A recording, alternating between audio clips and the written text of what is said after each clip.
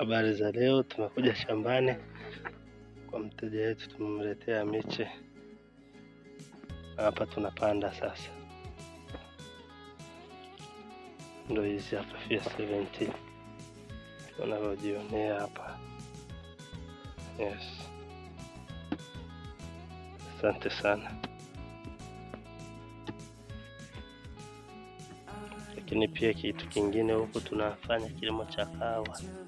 Tunachukua kahawa, tunachanganya na migomba kwa spidi kubwa sana. Kahawa na migomba vyote vinachanganywa kama unavyoona. Mgomba unapandwa hapa. Kwa hiyo ni mgomba, ni kahawa, ni mgomba, ni kahawa. Kiangalia hapa, ndio hizi hapa kahawa. Kiangalia hapa, ndio hizi hapa kahawa. Au Mungu akijalia naweka kadhaa hapa. Tunahitaji kupandwa migomba pamoja na kahawa tayari zimeshapandwa. Asante sana mteja wangu ambao umehitaji huduma zetu. Asante sana.